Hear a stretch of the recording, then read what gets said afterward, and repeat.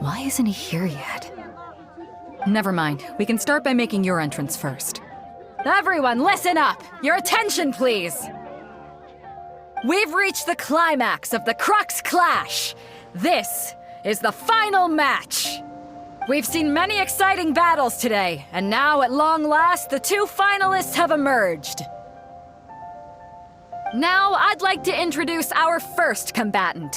Though few have seen him, his reputation knows no bounds. He strikes fear into the heart of Osile, and the mere mention of his name causes even the Fatui Harbingers to turn pale in the face. Introducing Liyue's Traveling Hero! Wow!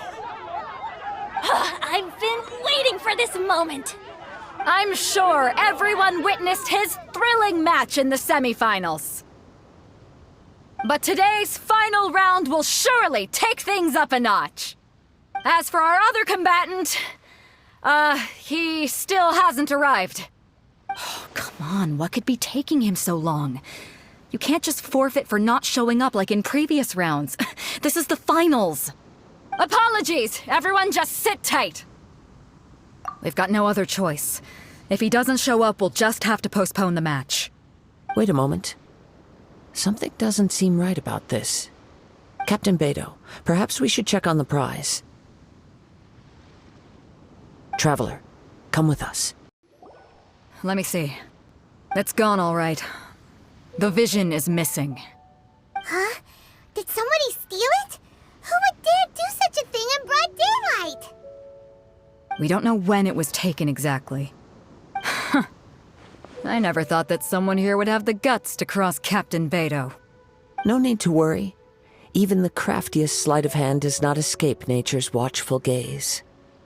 The culprit has only acted recently. They will not have gotten far. The vision was the prize that I had offered, and it was my responsibility to look after it. I will be certain to get it back. Well, if you insist. I'll leave the matter to you then. I'll stay here and try to offer some explanation to all the spectators that came to see the match. If you would, please come with me. But we're on an island. Where could he have possibly run to? Come with me. I can sense the winds are coming. You caught up with me? How is that possible? I had even prepared a boat to ensure a quick getaway, and still you caught up to me! No boat could ever match the speed of the wind. The wind? What are you talking about?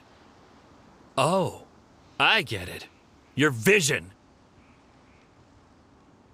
Drat! If I only had a vision! Or, if I could activate this one, then you'd never be able to catch me! This has nothing to do with visions. You may be skilled at vanishing from a crowd, but it seems you know precious little about how to conceal yourself from nature's gaze. Additionally, your chosen escape route was flawed for reasons that are too numerous to go into, and on top of that, I could hear your boasting and proud laughter in the wind as I was pursuing you. In other words, you failed to meet any of the basic criteria for a grand heist, namely speed, stealth, and style. You... But most disappointing of all is the state of the vision in your hand. It appears that the vision doesn't respond to human desire indiscriminately. Fine. I admit it. I've had my eyes on this vision for quite some time now. I decided to register after hearing that this fighting contest was full of a bunch of lousy fighters. I fought my way to the finals and... Aha! So you were supposed to be our opponent! I'd intended to win the contest through skill alone all along. But then you showed up. After watching the semi-finals, I knew that I didn't stand a chance. But I wasn't about to give up on the vision so easily after coming all this way. Since there was no use in trying to face you in the match, I decided to put my skills to good use while everyone's attention was on you and Beidou.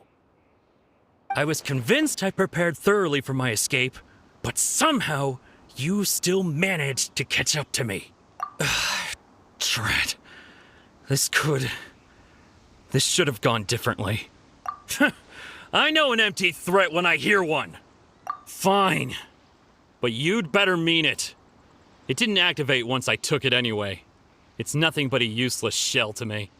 You know, according to the laws of the sea, the penalty for stealing is breaking the culprit's arms. You're not serious, are you? Not to mention that the item you stole was a prize. You didn't show up for the final match, and you damaged the reputation of the captain of the Crux fleet. It seems that it would be only fair to brand the word thief on your forehead with a hot iron. Whoa, whoa! We don't need to go that far, do we? I never would have guessed you could be so cruel. If this is where talking gets me, then forget it. I'll risk a fight.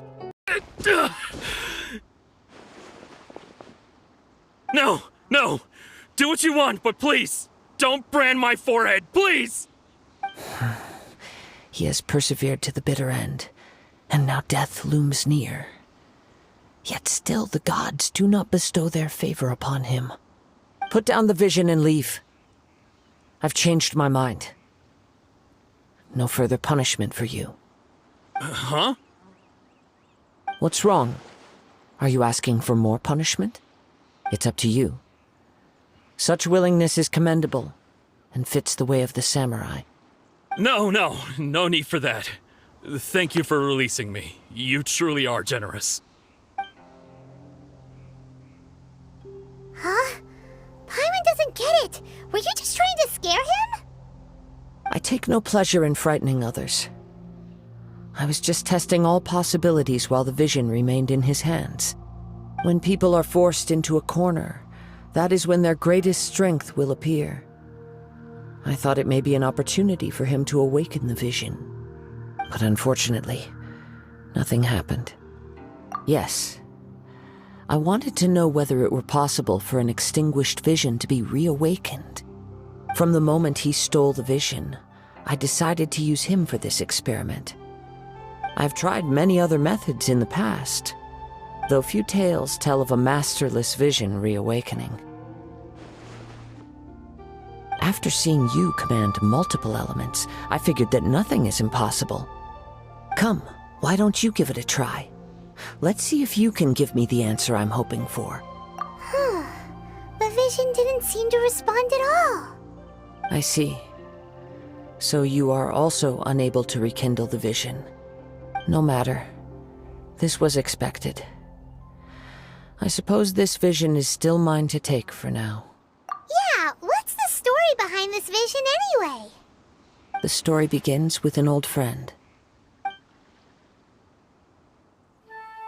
He was once a good friend of mine. One day he asked me about a sword art of which he had heard, the Musono Hitotachi. I told him it can only be witnessed when divine punishment is administered. It is the pinnacle of the Raiden Shogun's skill, a symbol of ultimate power.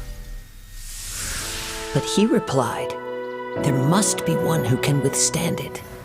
There will always be those who dare to brave the lightning's glow. Then, the Vision Hunt decree arrived.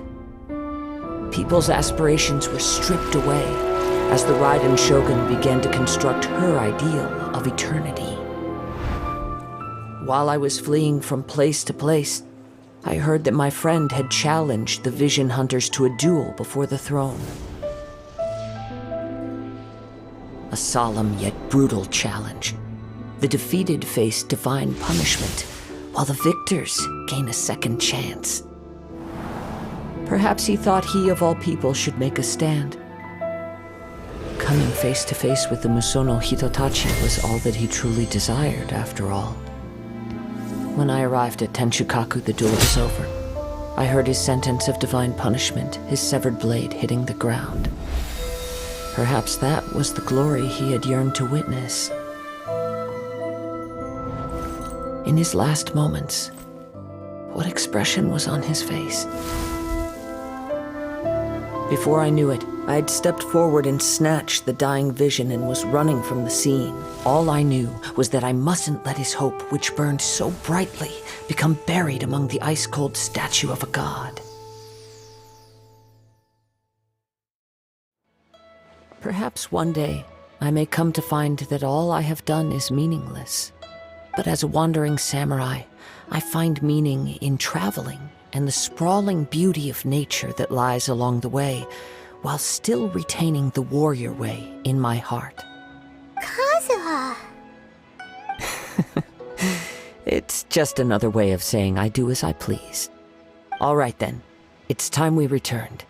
Allow me to gather the wind for us once more. Huh? Did Beidou leave already?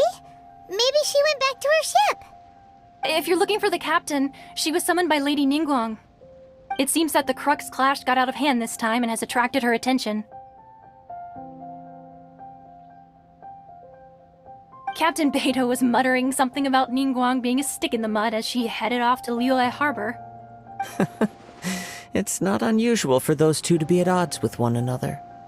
But still, Captain Beidou was disappointed she didn't get to witness the crowning of the new champion. She had been looking forward to it for quite some time. The one who stole the vision was originally to be this hero's opponent in the final round. He knew he stood no chance of winning the match, thus the wicked idea of stealing the prize took hold in his mind. In which case, the Crux clash comes to a clear-cut conclusion. Huh? So that's what happened? If that's the case, then the rules stipulate that he is disqualified, and our hero here is the champion. Paimon thought we'd win and all, but not like this. It doesn't matter. As the saying goes, honor given is honor deserved. Now, let me go prepare the champion's medal to award you. Yes, I believe so. Though Captain Beidou is no longer present here, I'll be sure she receives word of it. She is a woman of her word. But the voyage to Inazuma is a treacherous one. You will be plagued by a perpetual tempest the entire trip. In fact, the relentless rain and wind are also an embodiment of the Raiden Shogun's will to close the nation. Hold on a second. You're saying she can change the weather just with the power of her mind? Let us not forget that this is one of the 7 Archons. If Liyue's Morax could form Guyun's stone forest by casting down his stone spears, then it should come as no great surprise that the Raiden Shogun is capable of summoning an eternal tempest. Suffice it to say that if you wish to journey to Inazuma, the Alcor will need some time. You will be notified once all the preparations have been made. In the meantime, I intend to embark on a journey of my own. I will travel all across the vast lands of Liyue in the hope of finding a way to reawaken the vision. Paimon believes you'll find a way for sure. Thank you. May both our journeys prove meaningful. One final word of warning. The part of your journey that lies after the storm may well prove to be the most arduous.